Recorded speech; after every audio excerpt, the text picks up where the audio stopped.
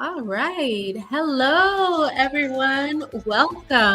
Welcome to the Embracing Joy podcast, where we help high achieving professionals achieve more joy in their professional and personal lives. We have a very special guest with us today. We have Dr. Kristine Goins. Did I pronounce your last name right? Yes, you Yeah. did. Okay. Yeah. So, Dr. Kristine is the Nomad MD. And I'm going to tell you a lot more about her because what she does is very fascinating and unique, especially for physicians. So, she is an integrative adult and pediatric psychiatrist, and she's a world traveler. Who knew that you could do both, right? So, she has served in several healthcare settings and various leadership positions within academic centers. Dr. Goins has witnessed firsthand the impact that burnout, stress, and work life imbalance can have on physicians' lives. And because of what she witnessed, she was motivated by her desire to make a difference. And she founded Nomad MD, where she teaches doctors how to achieve a balanced and fulfilling life where they can work less and live anywhere. So today's topic is embracing joy through travel and having location freedom, which is such an amazing thing to have, especially in this day and age. So thank you again for being on the show, Dr. Goins. Thank you so much for having me. I'm excited to be here. Thank you. So we start all of our episodes with a brief warm up, and it's a brief game, so anybody that's watching can join in their minds with the game as well. And the game is called convergence. So you'll say the first word on your mind and I'll say the first word on my mind, and we see if we can get to the same word.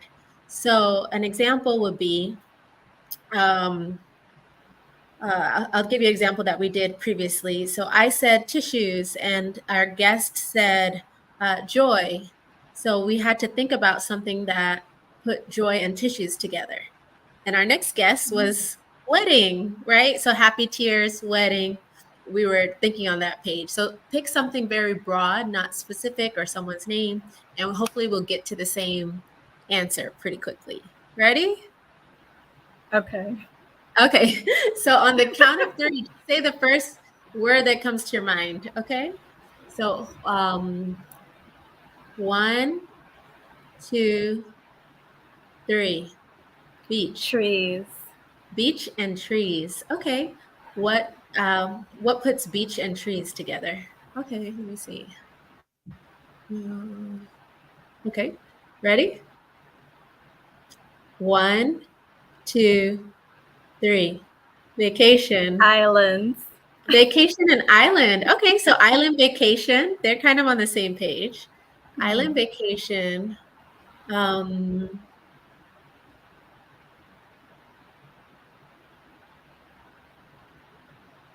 okay, ready? Yeah. First thing in mind. One, two, three. Beach. Freedom. Beach and freedom. Okay, beach and freedom. Okay, ready? One, two, three. Seagull. Swimming. Swimming and seagull. Well, seagull swim. Okay, seagull swim. Okay, swimming and seagull. Ready? Okay. One, two, three. Fish. Beach. Okay. Well, we're not supposed to repeat the word, but we'll give Okay. you that one. That's okay. Okay. Um, so we'll do seagull, fish and beach, right? Okay. Okay. All Yeah. right. So, um, okay. Okay. Ready? Okay. One, two, three. Sand. Waves. We're so So close. We're close. so close. Okay. Waves and sand. Um, oh, okay. Well, Okay.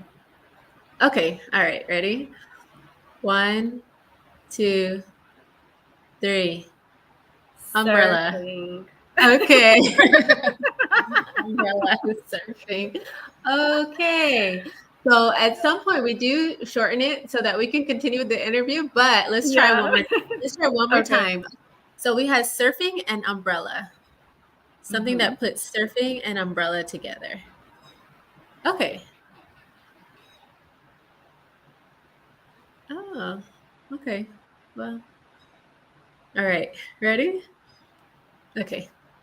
1, 2, 3.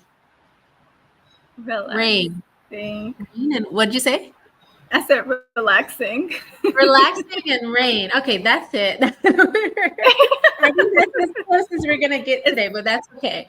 We're okay. in the mix. We're in a Yes. vacation space. We're on the beach. Yes. We're relaxing, and we are surfing and then thinking of the trees and the ocean and the island Yes. life. So, Yes. um, now that I've introduced you, we've kind of warmed up a little bit. I have a few questions for you, Dr. Kristine. Okay.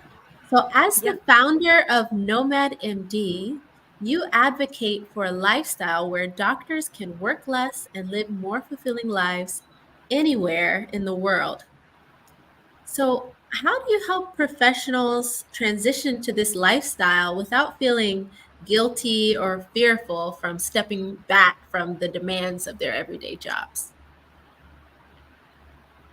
That's a really great question. I think it takes courage as doctors to move in the direction of our own joy and freedom, Hmm. especially when everything around us, the healthcare industry, media, grind culture tells us that we should sacrifice ourselves. And Hmm. so, because courage by definition is the ability to do something in the face of fear or difficulty, I would say that I help doctors transition to a lifestyle of time and location freedom, not without fear, but rather in spite of fear. Hmm. And I do this by helping my clients to explore and get really clear about what they want. Like, yes, Okay. they want to serve like causes and communities they care about. Yes, they want to bring immense value to the world, but they also want to do this while maximizing their own freedom and flexibility. They want to serve in ways that make them feel good, that honors their humanity, that allows them to work when they want, as much as they want, as little as they want, wherever in the world they want. And so Hmm. I really help them define their values and their version of success by creating a strategic plan that helps them navigate that path to their desired lifestyle with clarity. Wow. As physicians, sometimes many of us may feel that you can't have both, right? You can't have both caring for people that the communities that you really want to serve, and also taking care of yourself and feeling joyful and having peace and having self-care and being able to travel, right? Because the community that you serve also needs you more to a certain extent that you may feel, even though that may not always be the case. So what would you say to doctors that say, like, it's not possible to have both? It's not possible to serve your community and also travel the world. I think it's really about flipping some of those self limiting thoughts on the Hmm. head. You know, Instead of this, particular thing is the reason why I can't have this lifestyle of freedom that I want. How is that particular perceived obstacle Hmm. the reason that you're actually going to make it happen? How can that actually be the factor, the catapulting factor to you Hmm. going, to your destination? Hmm. I had the same thought process when I was leaving, but mine was around, finances. Hmm. How could I work less and travel the world and be a physician Hmm. without having this like financial stability? That was my fear. And Hmm. then I switched it and started to think about, well, how actually can travel be the way that I fast track myself to financial freedom? Is really Hmm. about asking ourselves, like, how it's possible. rather Mhm. than focusing on those thoughts that say that it isn't possible.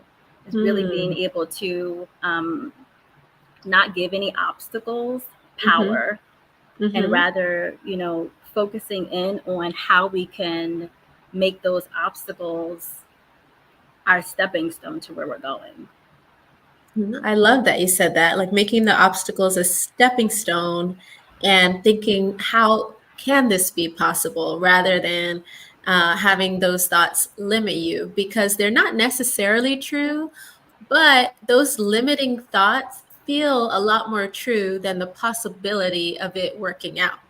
And I'm not sure why that may be the case as far as like a psychological perspective, but thinking like, oh, this may not work out seems like it's a more rational thought than, oh, I am able to travel the world and make my physician income and have location freedom and also serve my community in a way that's meaningful to me and have that peace and joy in my life. Right? Yeah, yeah. I Yeah. think it's because we're naturally wired to, survive and Hmm. try to avoid and push away anything that might threaten that, even if it's in a psychological way. And Hmm. so I think there's a natural bent towards, avoiding anything that could be uncertain, that could be a chance for failure. For some people, even success is really like that change, that unknown. Hmm. And so it's really being able to work with our thoughts and our mindset and really be able to flip some of those thoughts so that we are able to focus our minds in a way that serves us and Hmm. ultimately serves the life that we want to create rather than the life that we currently have that we're just tolerating or we're just comfortable with. Hmm. Yeah, yeah. I think that's so important, and I like that you touched on that.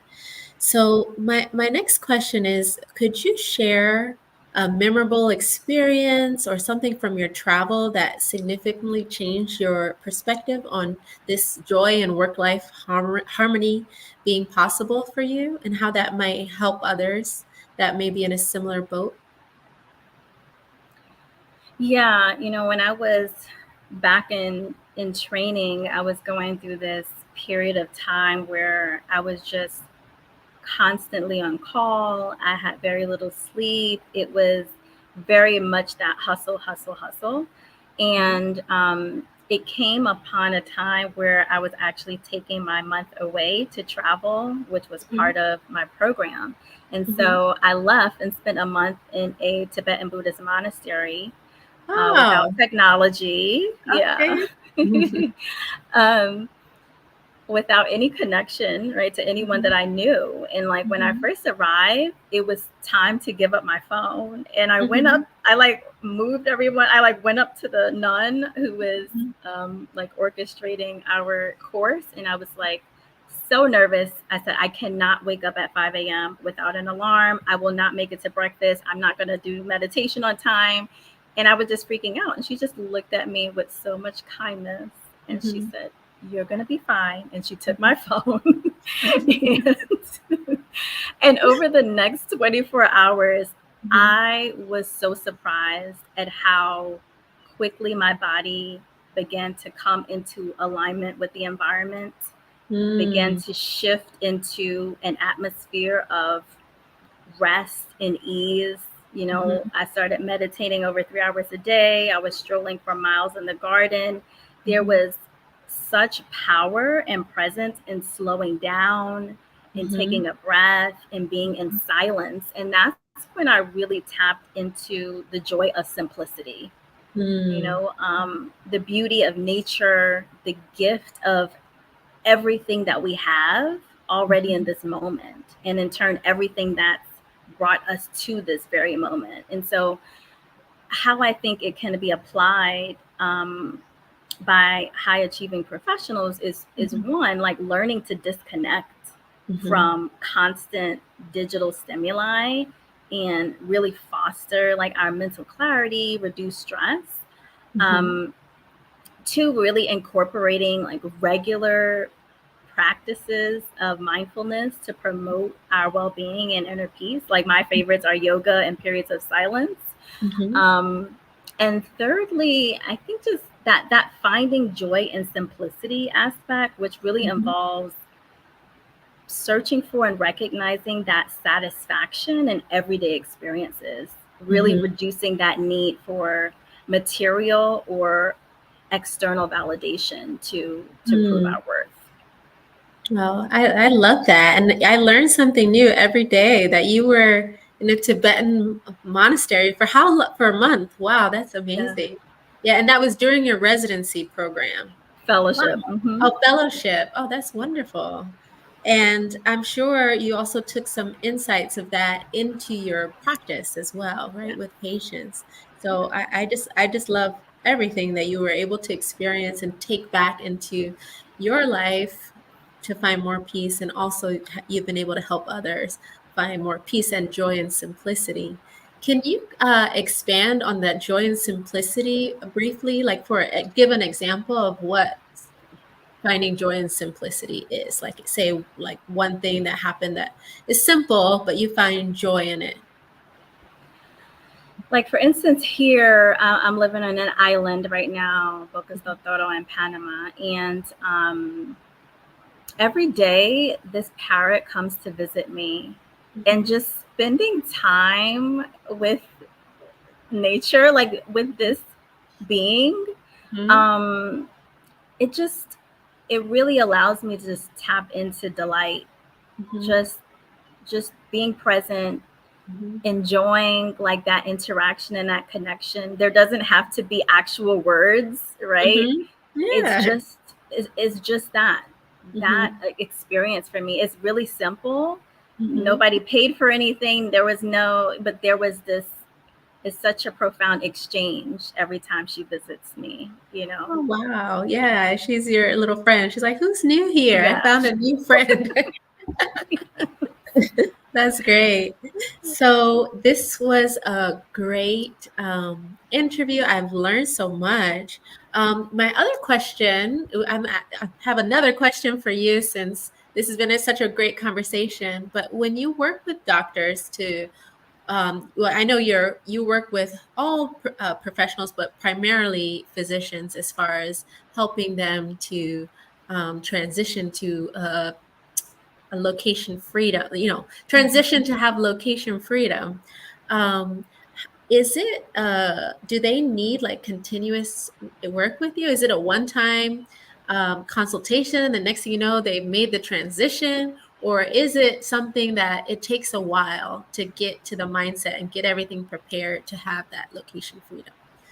Is You know, it's a 6 month program, okay. but it really goes as slow or as fast as the doctor needs, Okay. really. So, and it depends on what it is that they want and where they are when they start. So it can Mhm. be and range everything from optimizing their finances to securing a remote job position that allows them to work from anywhere in the world, to creating a virtual business, even to crafting their travel plans and their narrative, their how, where, when, with whom they want to travel, and Mhm. allowing them to undergo that transition with grace, with ease, while centering their well-being and really maintaining and creating meaningful connections along that journey. So Mhm. it's up to them, but they Mhm. have at least that 6 month period or more Mhm. to do that. I love that. And then, I'm just so fascinated. So, with transition into a different culture, it can be lonely at times. And I know that silence and solitude and meeting the locals or local animals can bring joy. But as a physician going into a new community, do you recommend like community support or some way, or how do they integrate into the communities that they will be traveling to? Is my Yeah, question. Yeah. I Mhm. would say that community integration Mhm. begins even before they land, Mhm. in their new environments. It starts by one learning about the place and the history about where they're going. It connecting. There's so many like social networks and ways to really connect with people, not Mhm. just through Facebook groups, but even WhatsApp groups that let people know what's happening day to day on the ground, where people are meeting up and what groups are available for Mhm. certain interests. So it's really beginning to make those connections even before you go. And Mhm. then once you get there, maintaining a spirit of curiosity and friendliness that allows you to talk to everyone, Mhm. where you're going to be living. I've met people like getting my hair cut who then introduced me to other people, and now I'm at a party, and now I'm at you know at an event, and Mhm. it really does build on itself. I've been Mhm. introduced to groups that are not on any kind of social media, but whole Mhm. groups of, Black women in a country where it's really hard to even find anyone who looks like me. But I Mhm. only got that into that group because I was talking with people and Mm. being friendly and being curious. So I think Mhm. it's really that aspect, and that's Mhm. something that we pick up and we learn because I'm an introvert. So, Mhm. but it's travel has really like stretched me in that Mhm. way, because I think being connected to other nomads and expats, and even more so being connected to the locals where you live, Mhm. immensely changes not only like your perspective and your experience there, but really has the capacity to change who you are and your approach to life. So Mm. I think it's something that you do every day, and you kind of get better at it as you go. I love that. Yeah, this was such a great conversation. So we have a couple wrap-up questions. So we'll start with the number one. Who is a model for joy in your life? It can be fictional, it can be someone that you know personally, and why? Hmm. My model for joy, it sounds strange, but it's always been nature, and Okay. particularly trees, which is probably Mhm. why it was my first word, because I've always looked at trees as like this symbol of beauty. They're Mhm. all different, there's imperfections, but I've never looked at a tree and thought, oh my gosh, it's missing this. Like the branch is crooked, like it needs to shape up the leaves. Like it's just something so beautiful about nature. Any kind Mm. of imperfection is perfect, even in Mhm. itself. And so it really helps me to reflect on my own imperfection and the beauty therein. And I Mm. get a lot of joy by making that connection. Mhm. I love that, and I've never heard it. I've never heard that before. So I love that perspective because I'm in Florida and we have all these beautiful banyan trees with these roots that go for, that you don't usually see roots that are outside of the ground that way. And there's so many of them, and it could be something weird because, most trees, the roots are supposed to be in the ground, but this case, the roots are outside, but it's so beautiful and unique. And that's how we all are. We all are made uniquely and beautiful in our own way. And it's not a bad thing. That's how you're uniquely made, just like a tree can be all sorts of different types of ways. So I love that. I love that you said that. And trees are so just calming and like so I love that. So if you were cooking a cake of joy, what would be your three top ingredients and why? My top ingredients would be freedom, peace of mind, and faith. Um, they're my highest values. Mhm. They are what really guide my life. Every decision I'm able to make with clarity because I look to those three. And Mhm. if it's not in alignment with those three, then it's not for me. And Mhm. so being able to do that allows me to make decisions and take actions that readily lead me to my joy. Yeah, I think those are great. Um, Great. And then everyone has different top three, which I find so fascinating, but they're all so important in joy and finding your joy, which is unique to you and your perspective in your life. So thank you so much for speaking with us, Dr. Goins. How can our listeners, whoever's tuning in today, learn more about you and what you do, or if they're a physician or and wanting to transition into location freedom and working abroad, how can they be in touch with you and what should they do? So they can find me on Instagram at the Nomad MDs, on Mhm. Facebook at the Nomad MDs, or at my website at thenomadmd.com. All right. Well, thank you so much. Thank you, everybody, for tuning in today. This is another great episode of the Embracing Joy podcast with our special guest, Dr. Kristine Goins. Please make sure to like, subscribe, and share this episode with a friend or especially a physician you know, in this case, that's interested in location freedom, where they can serve their community and also practice medicine all over the world on their terms. Take care. Okay. Bye.